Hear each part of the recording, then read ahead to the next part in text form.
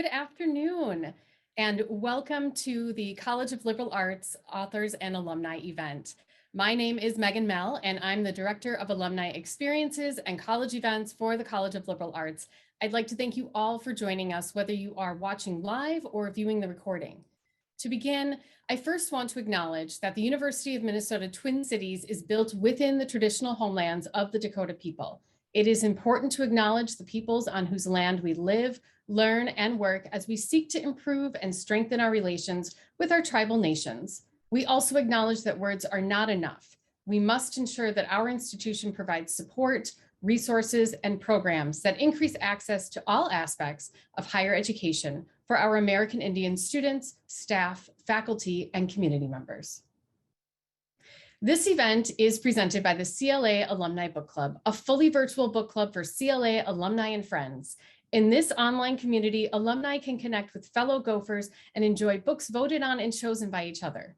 To our book club members watching today, thank you for choosing the Shakespeare Requirement. I hope you all enjoy diving into the world of Payne University or revisiting it if you've read Julie Schumacher's previous book, Dear Committee Members.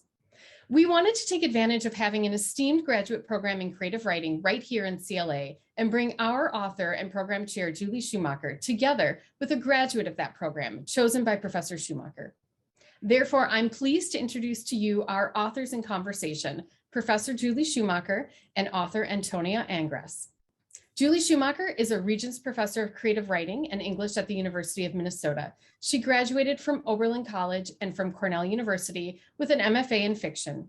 Her first published story, Reunion, written to fulfill an undergraduate writing assignment, was reprinted in the Best American Short Stories, 1983. Subsequent stories were published in The Atlantic, Ms., Minnesota Monthly, Stiller's Pond, and Prize Stories 1990 and 1996, the O. Henry Awards. Her first novel, The Body is Water, was published by Soho Press in 1995 and was an ALA Notable Book of the Year and a finalist for the PEN/Hemingway Award.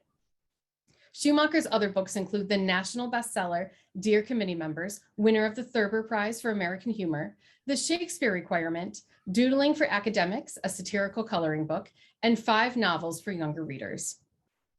Author Antonia Angress was born in Los Angeles and raised in San Jose, Costa Rica. She is a graduate of Brown University and a recent graduate of the University of Minnesota MFA program, where she was a Winifred Fiction Fellow and a College of Liberal Arts Fellow. Antonia's debut novel, Sirens Muses, is due out in July. As promised, this is a conversation between authors, not your average author talk. I will not be moderating or interviewing anyone today. Instead, I'll turn it over to Julia and Antonia to explore their work, the writing process, and more.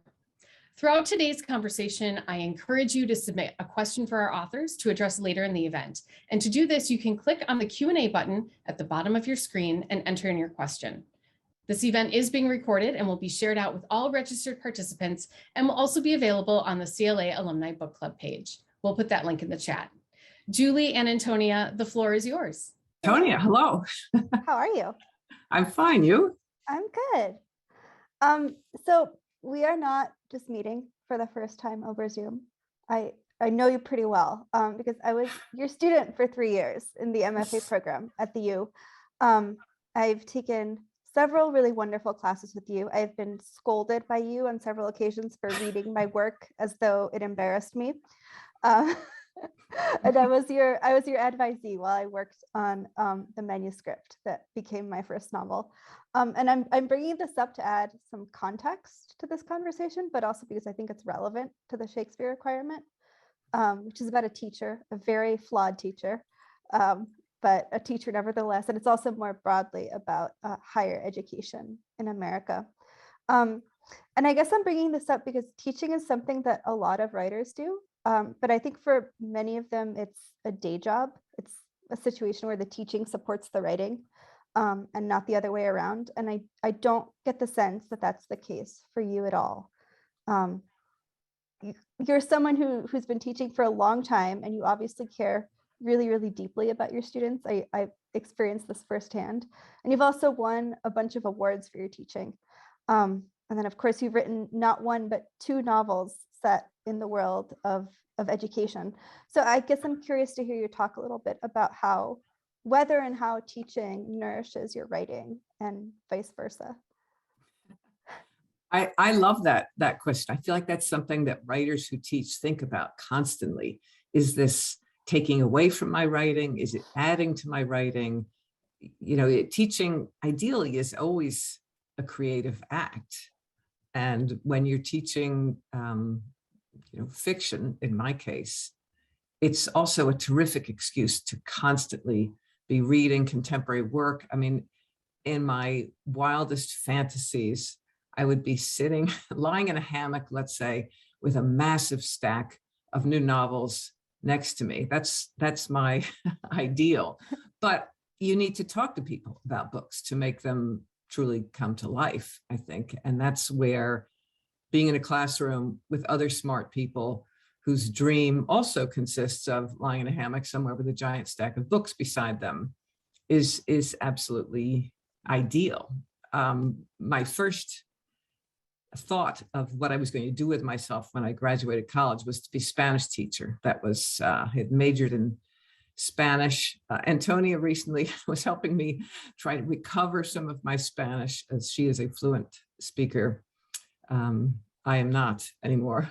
But that was the first idea, was to teach Spanish. I had so many teachers I adored over time, and it just felt like something that would be terrific to do with my life. So writing was always something I wanted to do, but I never had any illusions about supporting myself as a writer. So there was always, what am I going to do as a job? On the other hand, and teaching is a great job. It's terrific. You have similar experience, having been a TA for years, and I happen to know that your second novel, In Progress, also deals with teaching. Yeah. I was a Spanish teacher for 5 years right out of college. I taught elementary and middle school Spanish at a small private school. And I think if you had asked me at the time if it was helping my writing in any way, I would have said, no, I don't have time to write. But now that I'm a few years removed from that, you're right. I am my next novel, In Progress, is the protagonist is an elementary school Spanish teacher. There are not a lot of children in adult literature. This is something we've talked about before, but I'm still trying to figure out how you get kids on the page in an interesting way in a book for adults. So I don't think at the time I would have said that experience was helping my writing in any way, but now that I have now that I have some time and perspective, that material is really, really useful. I'm sort of sifting through all my memories of being in the classroom and bringing them into my next novel, and it's a lot of fun. You always hear about writers who say you must write every day. Writing is a muscle. Full-time writers. Frankly, I kind of wonder what a lot of them do all day. If I were able to write all day, 7 days a week, I think I would lose my mind very quickly. To me, a 2 to 3 hour writing session is exhausting. I feel like I need to wring my brain out at the end of it. I just think writing works as a part-time endeavor for most writers. It's much more realistic. There are very few of us who support themselves full-time writing. So what else will you be doing with your time? Teaching is terrific. I want you to talk about your forthcoming novel, which I am so very proud of. You came into our MFA program, 3-year program, with a pretty clear idea of what you wanted to write, but you wrestled with it and were at times extremely frustrated with it, and you hammered away at it for 3 years, and now it is coming out in a big printing, Sirens Muses, terrific novel. Everybody should go run out and buy in July. And so give people a summary, a sense of what it is, the elevator speech. Oh, the elevator pitch. Okay, so It's Sirens and Muses is a novel that follows four very different visual artists, two men and two women, who are drawn into this web of rivalry and desire, first at an elite art school, and later in New York City against the backdrop of the Occupy movement in the 2010s. So it's sort of a campus novel, like the Shakespeare Requirement. Half of it takes place on a campus. But I think I would call it a coming of age story about art and sex and youth and ambition and money and class. My agent describes it as the marriage plot meets Fates and Furies with the cinematic quality of the Portrait of a Lady on Fire. She's much better at pitching than I am, which is why she is an agent and I'm not. But that all makes it sound quite serious. But I do think the book has a satirical element. It has its funny moments. It's not all yearning and despair. I would say your book and mine are, very, very different books, obviously, but have in common some version of how does a person function as an artist today? How does a person live that life and live it honestly, live it well, live it with some sort of authenticity in what can be often a difficult or a cutthroat or a wacky environment? Yep, I'm very interested in that question. My mother is an artist, so I grew up kind of, watching her make work for years and years and years and years. And my family's income did not come from her art. She never sold it. But the fact that she really arranged her life in a way that put her creative pursuits at the center of it made a really big impression on me. So this is something that I think about a lot. How do people make a life around art, and how is that something I can do? How do I arrange my life so that I can put that at the center of it?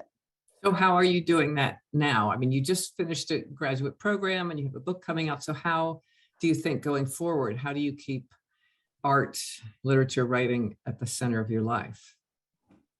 So I was very lucky in that I sold my book in my last semester of grad school. So that gave me a little bit of financial padding as I went out into the world. But I have a day job, like a lot of writers. I work with high school students and help them with their college application essays, which is work that I enjoy a lot, I should say.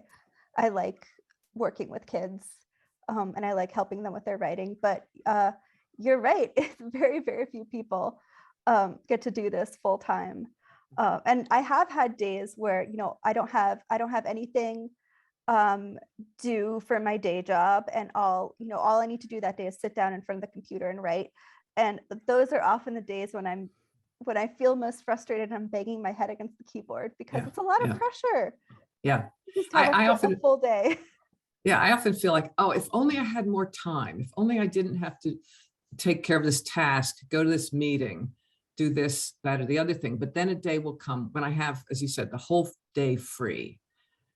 And I find it kind of terrifying sometimes because then it's on me. Am I going to write something? Will it be any good? There's a fear in facing either the keyboard, in my case, the blank sheet of paper, because I like to write on paper. But you meet so many people who will say, I have this great story. I just, I'm working full time. I just need time to write it down. But there's a leap to be made between finding the time and being able to shape something in your mind and put it on the page. And I mean, that's why the MFA program was so great for me. MFA programs get a lot of hate.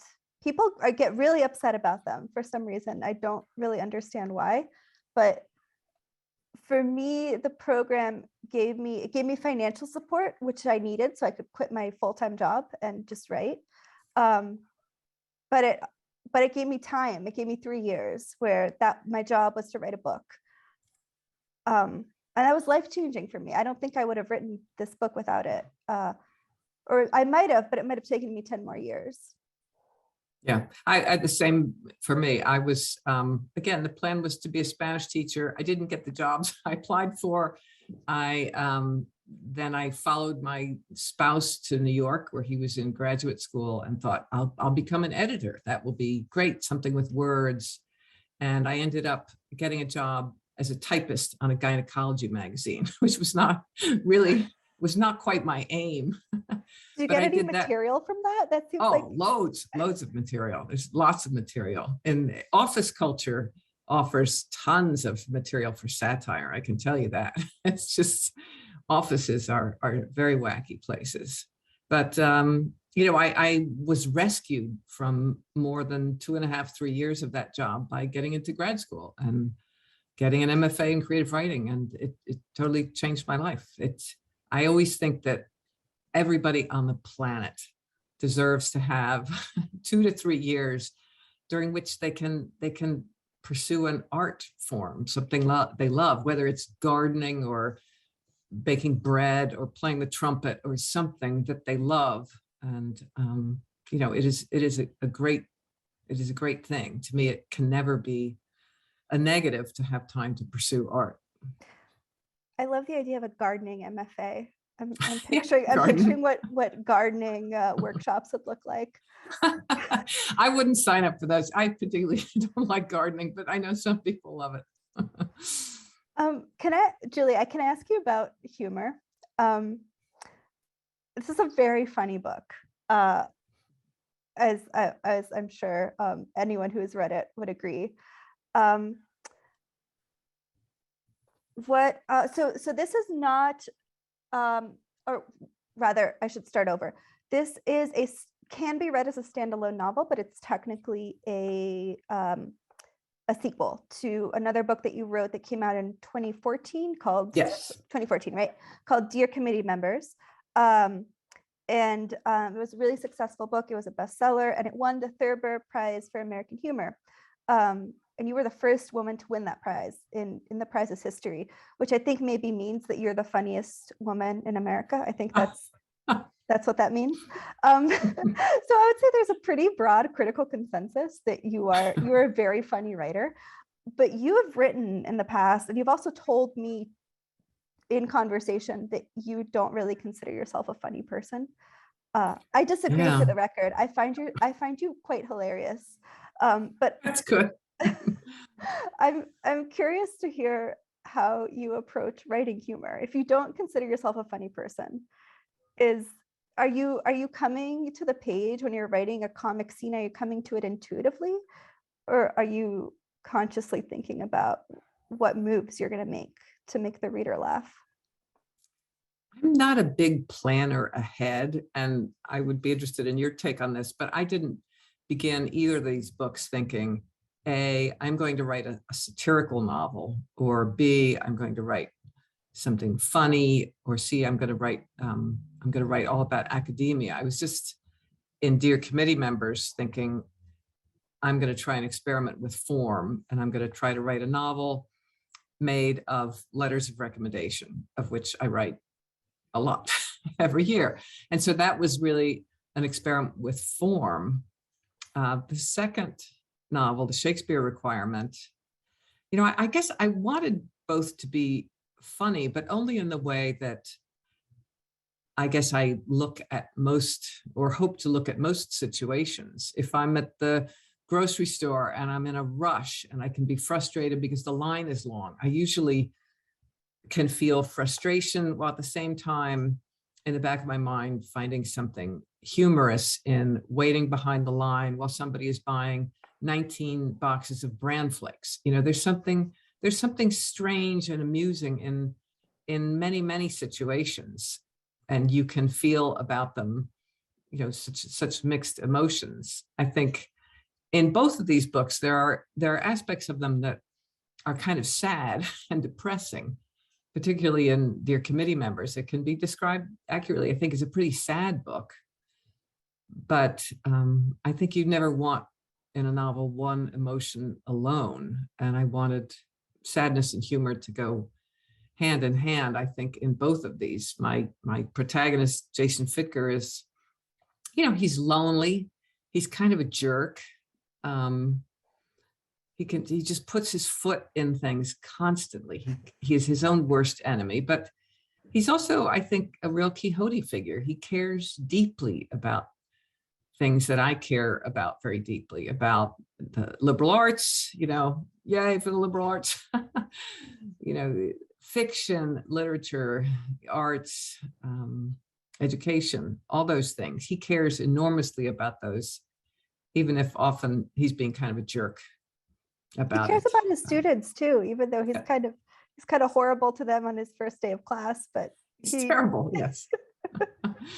he cares about them. Clearly, he cares about them very deeply. Well, and I would say you have in your novel a visiting male art teacher at the school who is, he also can be a real jerk, but you spend a lot of time also redeeming him over the course of the novel. You don't allow him just to be a fool or someone who gets belittled by one of his students who is rather cruel to him. Well, I just don't think that's interesting. If someone is just a character is just one trait, then it's not really a character, it's a caricature. I don't know. And I also don't think that anyone in real life, nobody is 100% good or 100% bad. There are people I love dearly who have terrible character flaws that make them insufferable to other people. Yeah, I think that character in particular was a lot of fun for me to write, and I'd be curious to ask if you had the same experience. I think as a woman, it's very cathartic for me to write men behaving badly. There is that. I typically don't spend a lot of time creating male characters, but in these two books, yeah, my male protagonist predominates, and I do make fun of him at times. But I love this guy. I find him very endearing, even when he is obnoxious. You're writing a third book about him. I can't help myself. I must stop. Can you say a little bit about that third book? The third book of the J. Fittger trilogy, which is I know this is the end, and I still am not finished, so I hate to say much about it, but I will say that twice in the last few years I have taken a group of undergraduates abroad. I've taken them to Spain, and it is such a terrific and an exhausting experience to take undergrads in the most recent group, all freshmen, to take them to Spain during a pandemic. And every time something would occur during the trip, I would just have to think, what would Jason Fittger say about this? He lives in my brain in a way that he is inextricable at this point from me. I think what you were saying about, no, it wouldn't be any fun or any interest, wouldn't offer any interest to a reader to have a character who is one-dimensional or only, a jerk. You want people who are nuanced. And I wonder if you, as a person who is married to an artist and is the daughter of an artist, if you think there are ways in which literature, fiction in particular, is better at offering us, a sense of empathy based on understanding of human foibles. You have a foot in the art world, and you've written a novel about the art world, but you are yourself a fiction writer. I think the advantage that fiction has over something, say, like painting or sculpture, is that the fiction is essentially a chance to, when you read a book, you are getting inside of somebody else's head. You're getting inside the writer's head in a way, but you're getting inside the characters' heads. You're sort of experiencing what it is like to be another person, and I think that's an experience that inherently promotes empathy over say, you know, looking at a paint, which is not to say that that visual art can't be deeply moving. I think it can be, but I think that the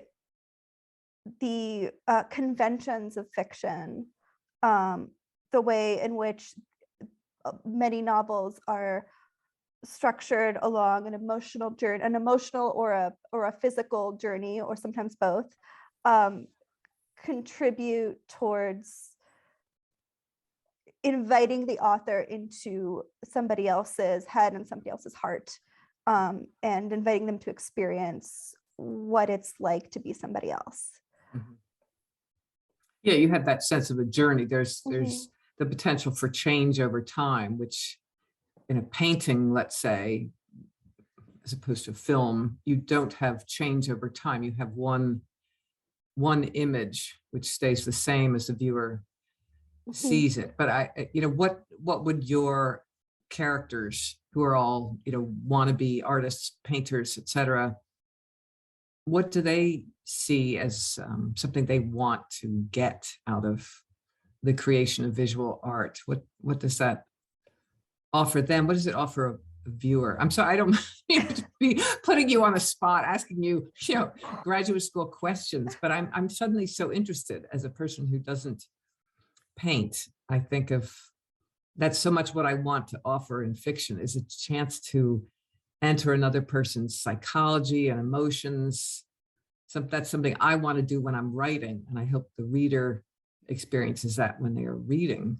But I wonder what painters want.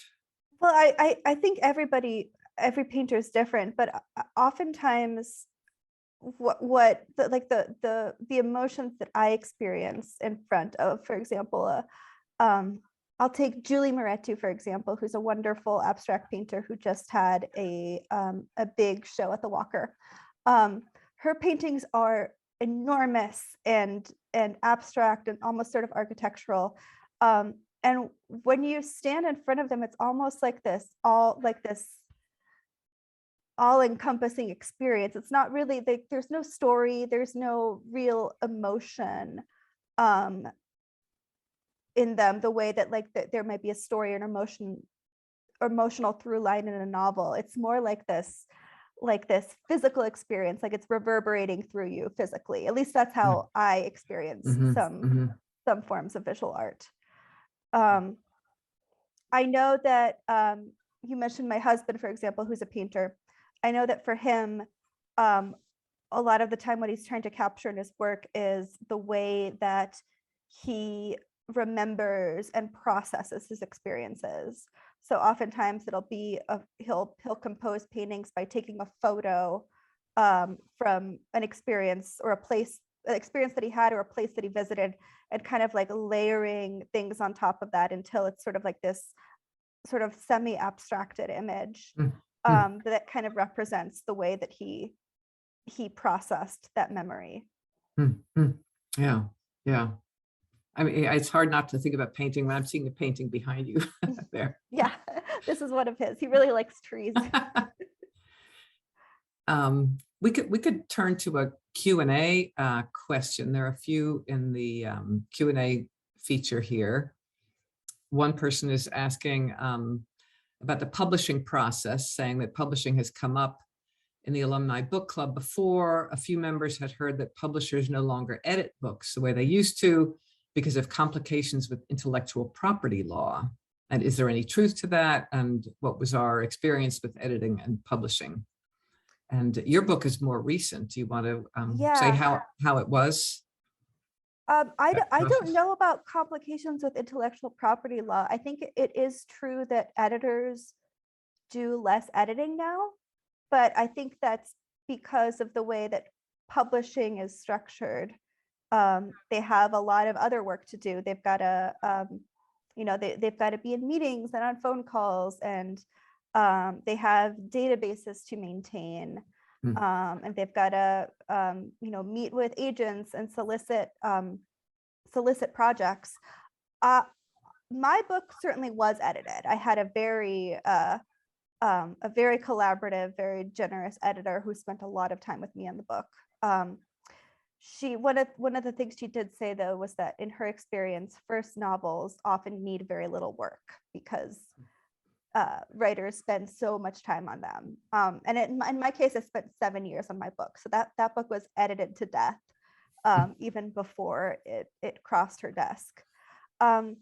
That's so interesting that first novels would need less editing. You know, I think a lot of people might imagine it's the other way around, that a newer writer would need more editing. But in fact, yeah, that first novel is like this polished gem that you've you know, has emerged from the furnace of your mind over nearly a decade. And then maybe after that, you think, oh, I got to hurry up.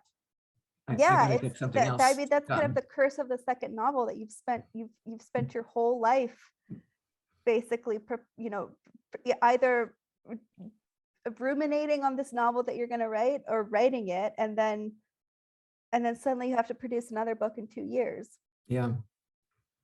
Yeah, and I would say that I think it varies editor to editor. I know we have, Antonia is one of 5 of actually my former students who have books coming out in the next year and a half, which is terrific. And I think some of them were edited heavily by agents, and others, you know, not edited much at all. Others edited more by editing houses. So it probably depends, book to book, person to person, agent to agent.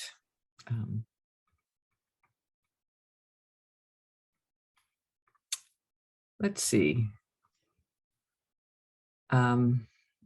I see my friend Amy Briggs asking a question. You talked carefully about giving characters more than one characteristic. Do you think carefully about those traits so that they are broad and complete, or do they just sort of happen? How do you create a coherent character?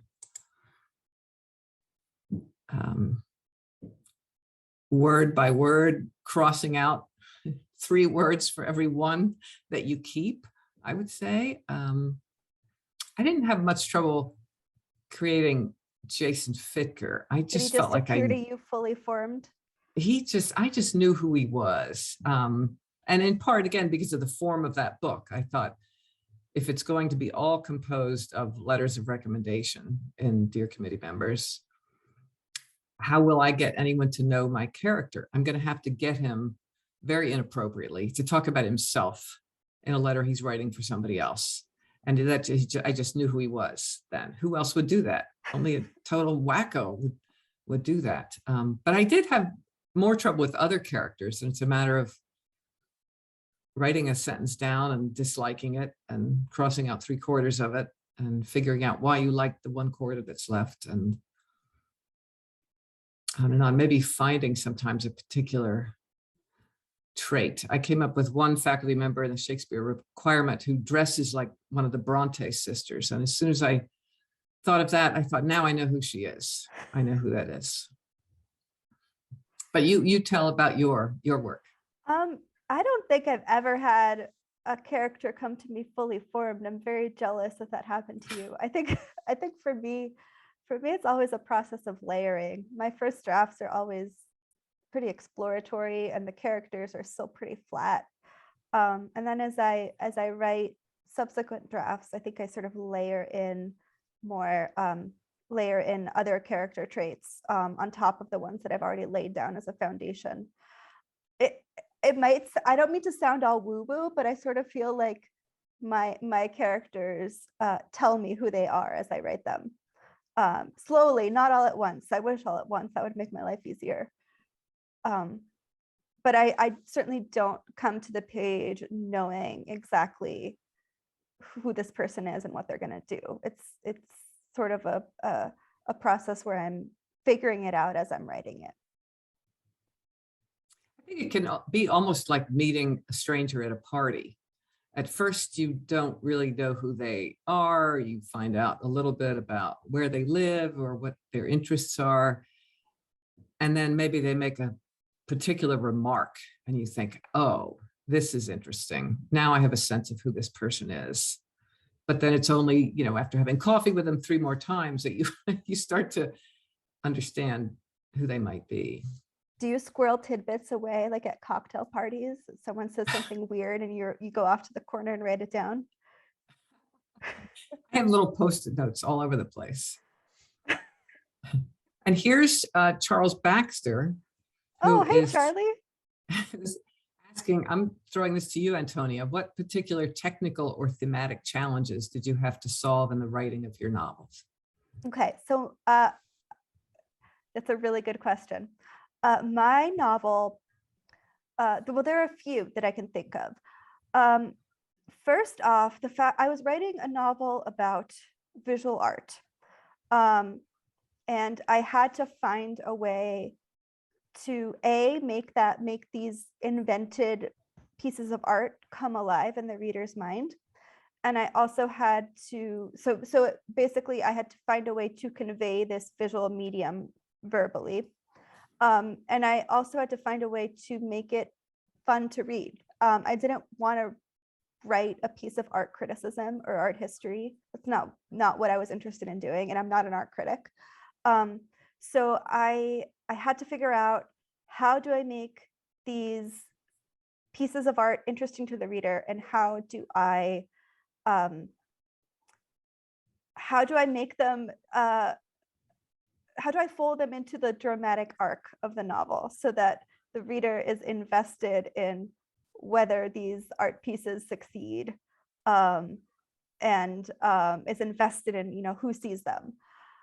So that was one challenge. And then the other big challenge for me writing Sirens and Muses was, this is a novel that's told from multiple perspectives. It has 4 main point of view characters. Not all of their arcs intersect. Sometimes they sort of skirt by each other without quite intersecting. So I had to figure out a way to write this book with these 4 different story arcs that sometimes wove together and sometimes didn't, and make it feel like a coherent novel and not just like 4 mini novels stuck together. So those are the 2 big challenges for me. Great. How about you? Yeah, well, I'm going to dovetail that with another question from Marley Richmond, who is a student of mine and who wants to know what was our process in coming up with the titles to our works, and did the publisher have a large say? Because I know your book went through title after title after title. Yes. Titles are notoriously hard, and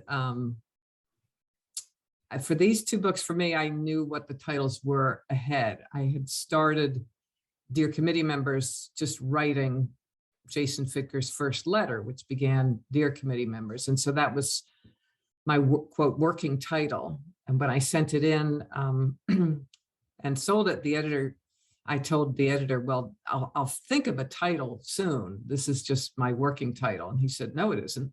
That's the title. I thought, oh, I guess that would be a good title.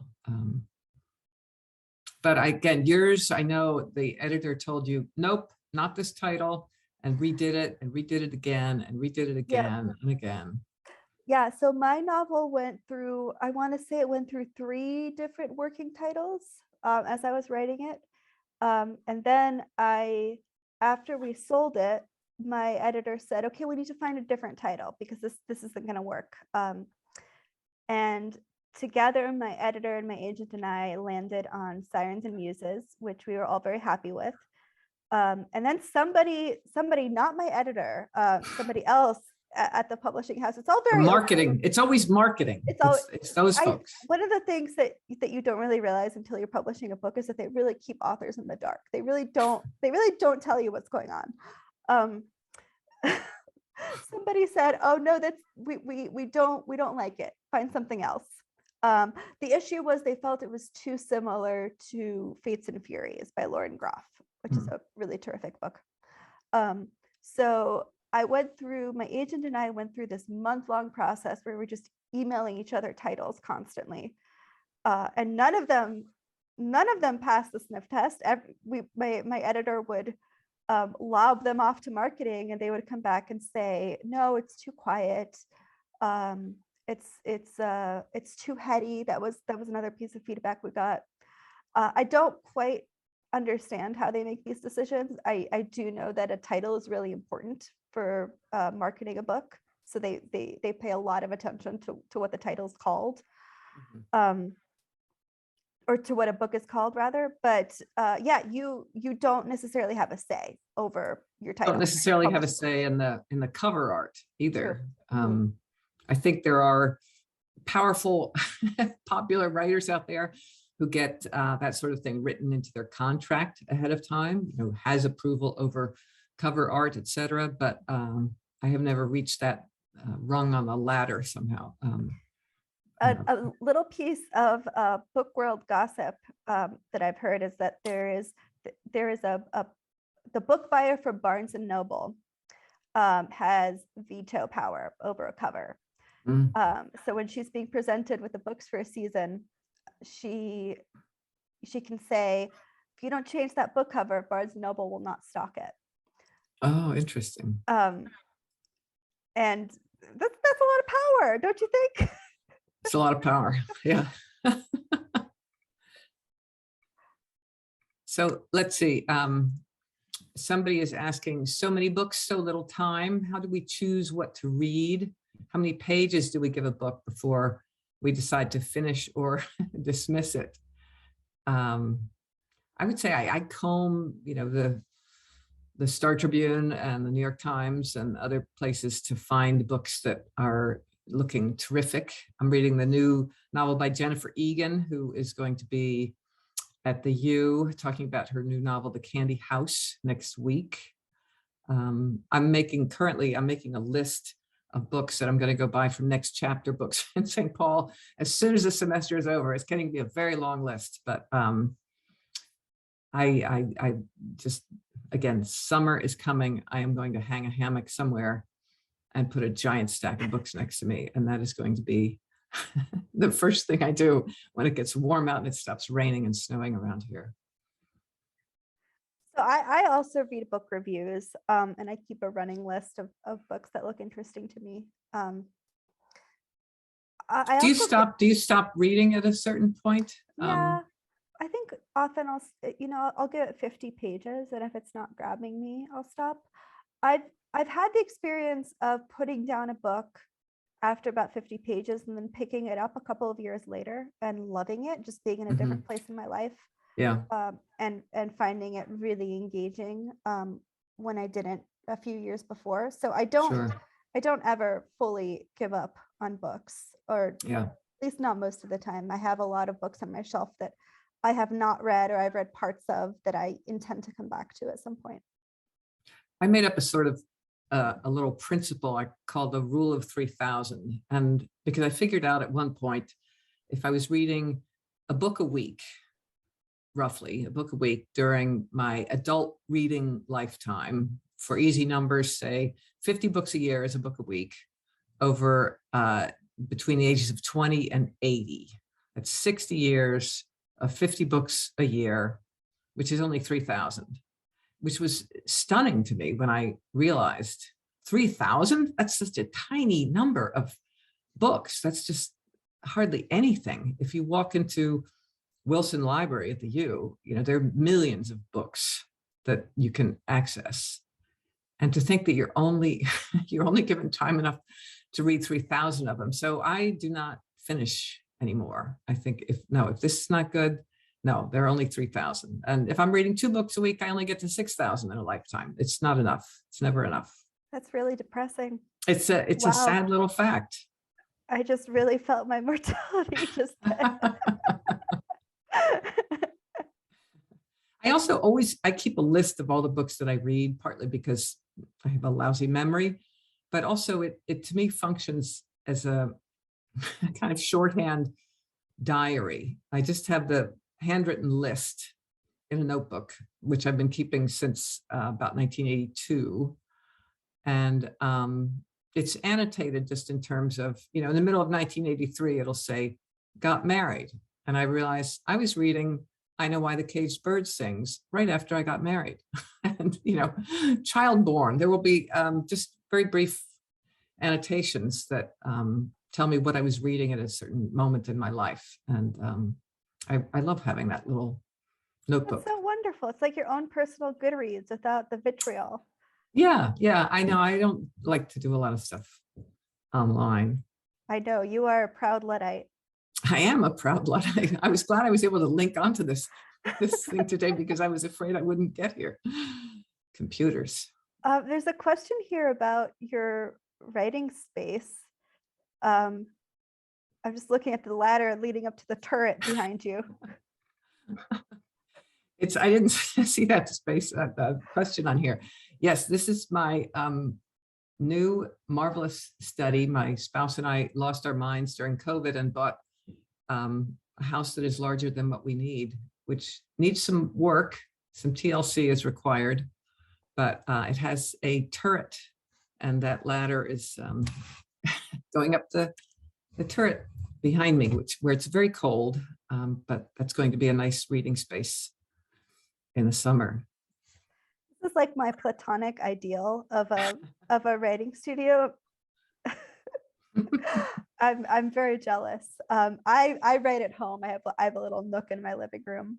I do write at a desk, an antique desk that belonged to my grandmother. And she promised it to me, and I remember she said, this is where you'll write your book someday, and she was right. Oh, that's lovely. So that's my one little special thing about my writing nook. Otherwise, it's just like piles of books and paper. A few people have asked questions about writing about academia. How do we feel about the future of the liberal arts in academia, and are we worried about our novels creating or setting little fires, controversies about education, university life? Are we concerned about those sorts of things? Do you feel that people will read Sirens and Muses and say, well, I'm never going to art school, that's it? Well, I mean, I think my book makes some pretty pointed critiques of the art world and the way art schools function. And I mean, I think they're valid critiques. I think that an art education should not cost $200,000 because that means that only the wealthy can access it. And in general, I don't think education should cost as much as it does in America. I'm a millennial. My generation is absolutely saddled with debt. Yeah. None of us can buy houses. So yeah, I mean, I don't think it's an especially controversial thing to say that student loans are an albatross around the neck of my generation, and that education should not cost as much as it does. Yeah, and you can, I think, critique something that you love. I mean, that's, I think, something I was hoping to do in both of these recent books through Jason Fitker. Is he loves and believes in what he does, but he also rages against issues like that, like student debt. The tenuous status these days of arts, the liberal arts, with everyone stampeding over to tech, in part because of the cost of tuition and education. There are, I'm sure, parents of undergrads telling their progeny, hey, this is a lot of money. How will we make it back? How will you have a career that will help to pay for these loans? It's a real dilemma. That said, I always think the English major ends up best off in the end. There are statistics from the Wall Street Journal indicating that that is the case. The business school student starts out at a better salary, and eventually the English major catches up and passes Also, on the just home stretch. Knowing how to write is a really important life skill. Just knowing how to write a good email, very important. I'm always surprised by how many of my young my undergraduate students have never been taught how to write an email. Anyway, I know I have a writer friend who will periodically tell me she writes for children, and she'll say anybody can do this, can write stories for children. And I say it is such a rarity now to be able to write well. It is something that we're so used to texting and shooting off quick emails, that writing a lovely paragraph has become an art form. It's something that many people find challenging to do. There's a question here about endings. I find endings very difficult. Do either of you know immediately when your novel will end, or does it come to you as you craft your way to the conclusion? I know you sometimes write towards an ending, right, Julie? Yeah, I usually get halfway through something, a story or a novel, and then I desperately need to write the ending because I start to get nervous. I start to wonder whether there will be an ending. And I start to need a goal. It's to me like running a marathon. Not that I have ever run a marathon, but and I need to know how long is this going to be? Where is it ending? Where is it over? I need to see the end point so that I can have the momentum to keep going. And it often changes later. I will totally revise an ending, but I need a working end just as a sense of security, I suppose. I think writers are full of tics and neuroses, things that they need to rely on mentally, emotionally, psychologically. You need your coffee cup just so, you need the pencils lined up in this or that way. Somebody in the Q&A has asked about our respective writing processes. And even though this is such a mundane question, I think people always want to know. It's also an interesting question, where and how do you do this? How does this happen? Do you sharpen the pencils first? Do you write during the day, at night? Well, I don't write by hand. I'm astounded that you write whole novels by hand. My arm would just start cramping at a certain point. So I am one of those strange writers who does try and write every day. I try and do 500 words a day. I'm pretty slow, so that kind of slow and steady pace works for me. And I bribe myself a lot. Like, I'll say, okay, if you get to 600 words today, you can have a cocktail. Or if you what if you get to 1,000 words? What do you get then? Then I get the 2 price cocktails. go up? Yeah. So yeah, counting the words. I never count the words because I would have to count them on paper, which would be time consuming.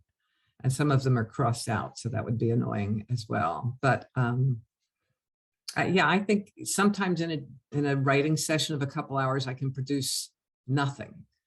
And other times I can produce 15 pages. It just totally depends. But yeah, I try to produce a certain number of pages a day. Again, I'm not a word counter, but in writing these 2 novels, I aimed for 2 pages every time I sat down and opened the notebook, filled 2 pages. And even if they were lousy pages, I just tried to get to the end of them to fill them up. And yeah, if I were able to go past 2, that was ice cream on the top of the cake. Do you give yourself actual ice cream as a reward, or Oh, I don't.